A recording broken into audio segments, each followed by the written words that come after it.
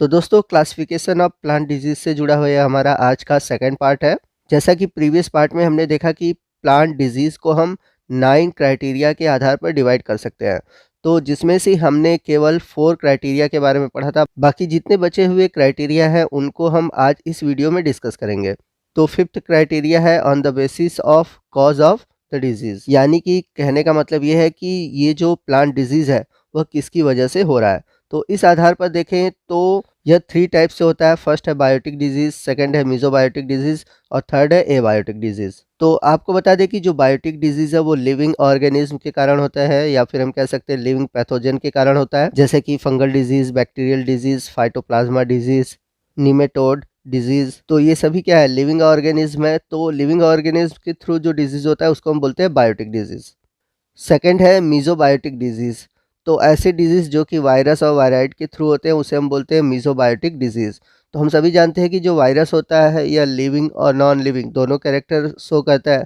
तो जब ये होस्ट के अंदर रहता है तो वो लिविंग कैरेक्टर शो करता है, और जब होस्ट के बाहर रहता है तो नॉन लिविंग कैरेक्टर शो करता है। तो मीजोबायोटिक डिजीज जो होते हैं वो लिविंग और नॉन लिविंग दोनों से होते हैं, और लिविंग और नॉन लिविंग के बीच है वायरस। थर्ड है एबायोटिक डिजीज़। तो ऐसे डिजीज़ जो कि एबनॉर्मल इन्वायरमेंटल कंडीशन के कारण होते हैं, यानी कि नॉन लिविंग के कारण होते हैं, तो उसे हम बोलते हैं एबायोटिक डिजीज़। तो जैसा कि प्रीवियस वीडियो में भी मैंने आपको एग्जांपल बताया था, ब्लैक हार्ट ऑफ पोटैटो, जो कि ऑक्सीजन की कमी से होता है। आइए चलते हैं प्लांट डिजीज़ के छठे क्राइटेरिया की ओर, जो कि है on the basis of occurrences and geographic distribution. तो ये जो पॉइंट है बड़ा इंपॉर्टेंट है। इसमें कुछ टर्म है जो कि बार बार आते हैं, इसको जानना बहुत ही इम्पोर्टेंट है। तो अक्रेंस और जियोग्राफिक डिस्ट्रीब्यूशन का मतलब क्या है? कहने का मतलब है ये कि किसी डिस्ट्रिक्ट में आया है, किसी स्टेट में आया है, या फिर किसी किसी कंट्री में आया है, या फिर पूरे वर्ल्ड में आया है। तो इसमें सबसे पहला है इपीडेमिक, या फिर हम कह सकते हैं इपीफाइटोटिक डिजीज़। एग्जाम्पल के रूप में लें लेड ब्लाइट ऑफ पोटैटो। तो आपको बता दें कि जब कोई डिजीज़ पूरे कंट्री में आता है तो उसे हम बोलते हैं एपिडेमिक। इसके बाद है सेकंड इंडेमिक। इसका एग्जांपल है club root of cabbage, black wart of potato. तो जब कोई डिजीज़ किसी पर्टिकुलर स्टेट में रह जाती है तो उसे हम बोलते हैं इंडेमिक। अगला डिजीज़ है वो है स्पोरेडिक डिजीज़। इसका एग्जांपल है उर्बट्टा डिजीज़ ऑफ राइस, या फिर angular leaf spot of cucumber.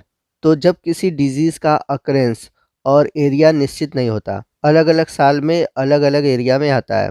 जैसे कि एग्जांपल के रूप में बात करें, इस साल मध्य प्रदेश में आया है तो अगले साल झारखंड में आ जाएगा, फिर अगले साल हो सकता है राजस्थान में आ जाए। तो ऐसे डिजीज़ को हम बोलते हैं स्पोरेडिक डिजीज़। इसके बाद है पेंडेमिक डिजीज़। इसका एग्जांपल है व्हीट रस्ट UG99। तो जब कोई डिजीज़ एक से अधिक कंट्री में आता है तो उसे हम बोलते हैं पेंडेमिक डिजीज़। जैसा कि एग्जांपल में मैंने बताया व्हीट रस्ट UG99। आइए चलते हैं प्लांट डिजीज़ के सेवन्थ क्राइटेरिया की ओर, जिसमें कि हम डिजीज़ को देखेंगे कि वह प्लांट के किस ऑर्गन्स या किस पार्ट में दिखाई दे रहा है। तो फर्स्ट है फ्रूट डिजीज़, जिसमें कि मेनली जो होता है प्लांट के फ्रूट अफेक्टेड होते हैं, जैसे कि एप्पल स्कैब। सेकंड है रूट डिजीज़, जिसमें कि प्लांट का जो रूट होता है वही मेनली अफेक्टेड होता है, जैसे कि रूट रॉट ऑफ पपाया।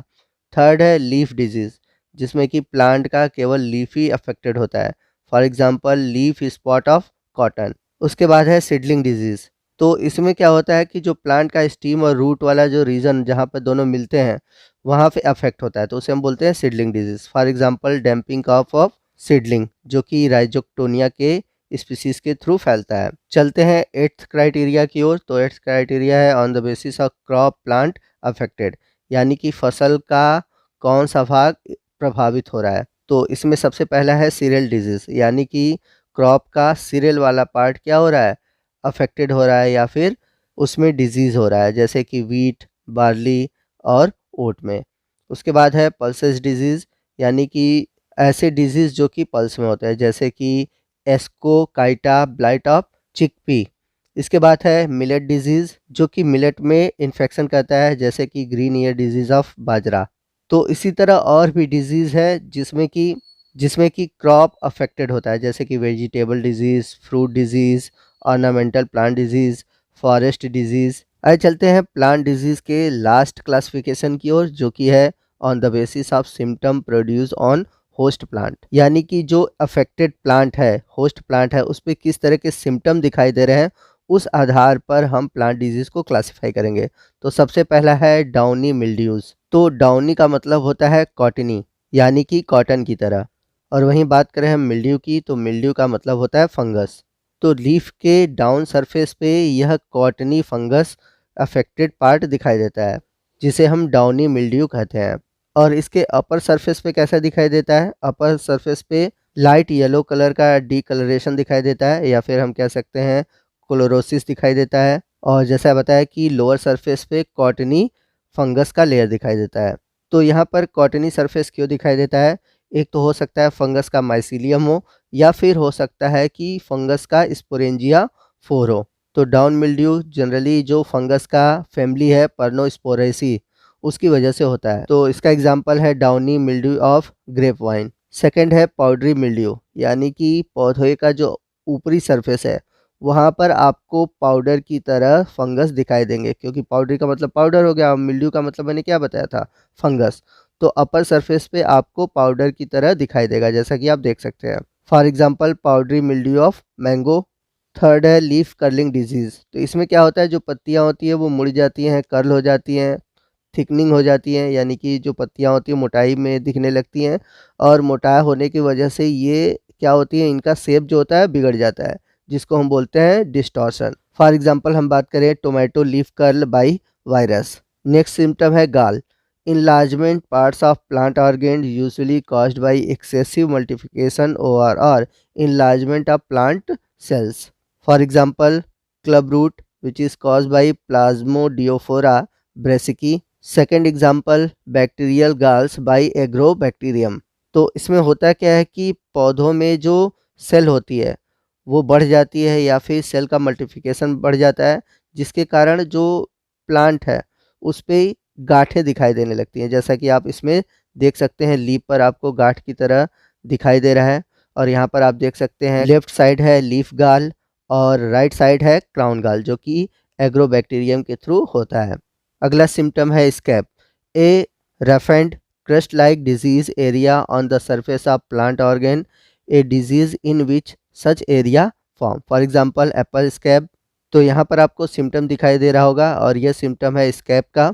तो इसमें होता क्या है कि जो पौधे हैं, पौधों के सरफेस के जो टिश्यू हैं वो डेड हो जाते हैं, और इस वजह से उसमें क्रैकिंग हो जाती है, और इस कंडीशन को ही हम स्कैब कहते हैं। इसके बाद अगला सिम्टम है डाईबैक।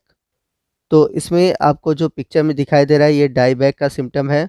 इसमें होता क्या है कि जो प्लांट के ग्रोइंग पार्ट होते हैं वो डेड कर जाते हैं। तो सबसे पहले ऊपर का पोर्शन खत्म होता है और फिर ये नीचे जाते हैं, इसलिए इसको हम बोलते हैं डाई बैक। इसका एग्जांपल है shoot die back of apple. इसके बाद अगला सिम्टम है anthracnose, an ulcer like lesions that can be necrotic and sunken. These lesions can appear on the fruit, flower and stem of the host. For example, bean anthracnose।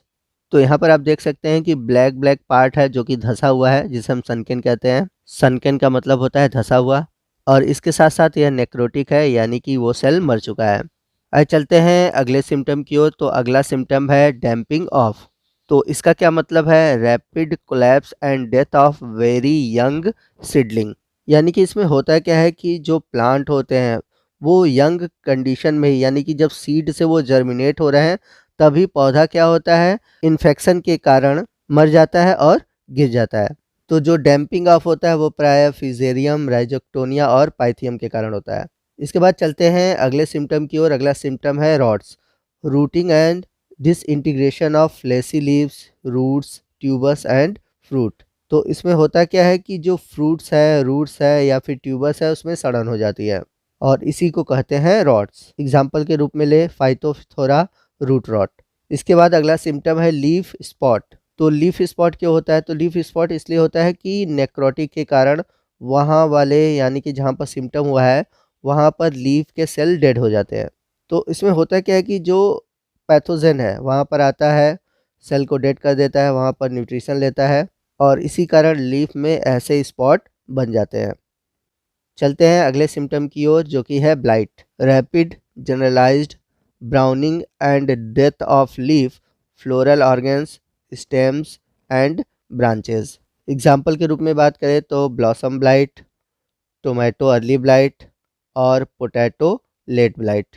तो इस condition में भी necrosis होती है, लेकिन ये जो नेक्रोसिस होता है वो बहुत ज़्यादा एरिया में होती है, जैसे कि प्लांट के जो लीफ है, फ्लोरल ऑर्गन्स है, स्टेम है, ब्रांच है, वो सभी क्या होते हैं, डेड हो जाते हैं, और इसी को हम बोलते हैं ब्लाइटिंग। इसके बाद है spot blotch, necrosis of leaf tissue which is generally larger than leaf spot but smaller than leaf blight. For example, spot blotch of wheat, Septoria blotch of wheat. तो इस कंडीशन में भी नेक्रोसिस होता है, यानी कि सेल का dead होता है, लेकिन इसमें क्या होता है कि इसकी जो साइज़ होती है वो लीफ स्पॉट से बड़ी होती है, परंतु लीफ ब्लाइट से छोटी होती है। तो इस सिम्टम को हम बोलते हैं स्पॉट ब्लॉच। चलते हैं अगले सिम्टम की ओर, और अगला सिम्टम है कैंकर।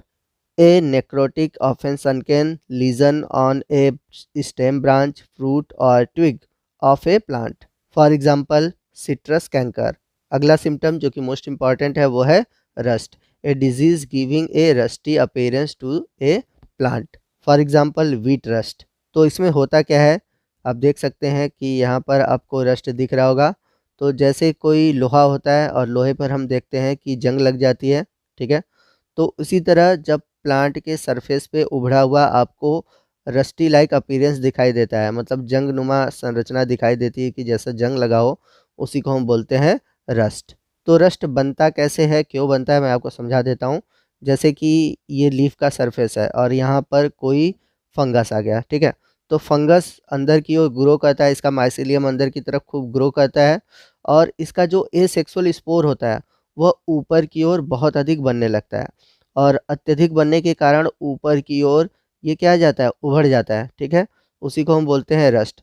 बाद में ये रस्ट ब्रेक कर जाता है, इसके अंदर से स्पोर जो होते हैं वो निकल जाते हैं और एयर के थ्रू दूसरे अदर प्लांट को अफेक्टेड करते हैं। रस्ट के बाद अगला मोस्ट इंपॉर्टेंट सिम्टम आता है, वो है smut, grains seeds of plant converted into black powdery masses. For example wheat smut. तो इसमें होता क्या है कि जनरली जो होता है वो ग्रेन बनता है, ठीक है ना, आपको यहाँ पर ऐसे ग्रेन बनते हुए दिखाई देंगे, लेकिन जब ये इफेक्टेड हो जाता है, ठीक है, तो यहाँ पर ग्रेन की जगह बन जाते हैं पाउडरी मास, और वो किस कलर के होते हैं, ब्लैक कलर के होते हैं।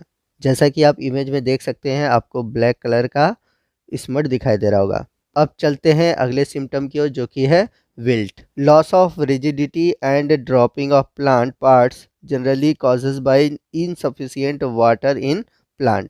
For example banana wilt. तो इसमें होता क्या है कि इस कंडीशन में जैसे कोई नॉर्मल प्लांट है, ठीक है, या उसका नीचे वाला रीजन है रूट, ठीक है, ऊपर की ओर है सूट और ये है लीफ, ठीक है, तो होता क्या है कि जो पैथोजन है वो रूट वाले एरिया पर इन्फेक्शन कर देता है।